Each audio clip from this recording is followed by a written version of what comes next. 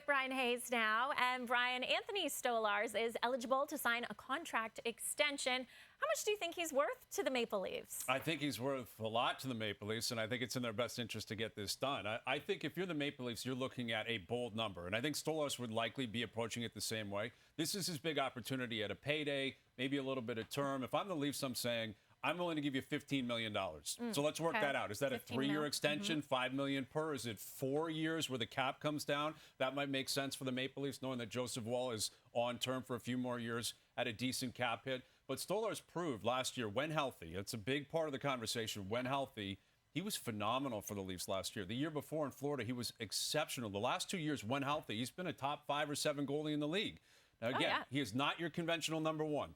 Never starts even 35 games in a season, let alone 45, 55, 60 plus. But by the end of the year, he was their clear-cut number one. When he went out due to injury, that was a big hit. And I think they felt it in the room. I think they felt it as an organization. Not that they don't trust Joseph Woll, but I think Stolarz clearly has leverage here. I think they want to keep this tandem. I think they're going to have to pay him. He's making $2.5 million on the final year of his deal now. I think you're looking at double that. Bold number, $15 million total. If I'm the Leafs, I'm happy with that. Yeah, and he was really up there in many goalie categories over the last season. Here's the thing, though. Last year, Stolarz and Woll combined to make less than $3.3 million. Now, Woll's extension has kicked in. He's getting $3.67 million.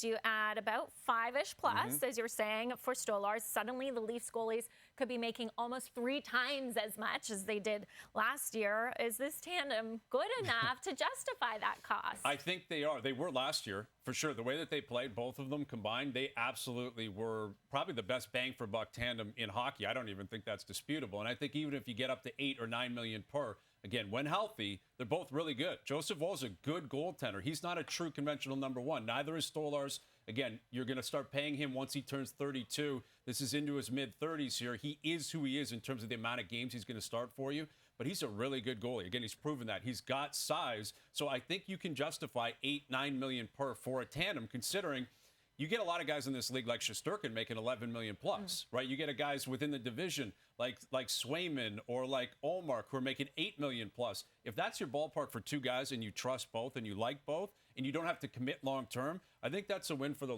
Leafs. I also think there's another element to this that's important to point out: trade protection, right?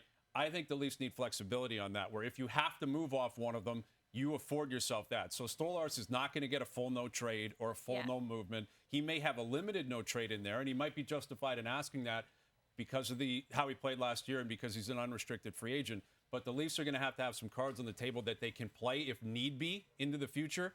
But I think $8, $9 million per for those 2 guys, if they play like they did last year for the next 3 or 4 years, that's a win for the Maple Leafs. Yeah, those are the expectations. Yeah. And with the Leafs, you're saying they should get this done basically yesterday with Stolarz. But from Stolarz's perspective, is it in his interest to get a contract extension done now or test the market next summer? No, I would jump on this right now because you are risking the idea that maybe you have injuries again next year. Maybe Joseph Woll outperforms him. When you're dealing with a tandem, the door is open for the other guy to possibly take the ball and run with it. What if by the end of next season, the roles have flipped and Woll's the guy who's game 1 starter for the Leafs? Again, I don't expect that to be the case. I think the Leafs have full faith in Stolarz, but there's risk on both sides. The Leafs know it because, again, it's a over 30 goaltender who doesn't start a ton of games.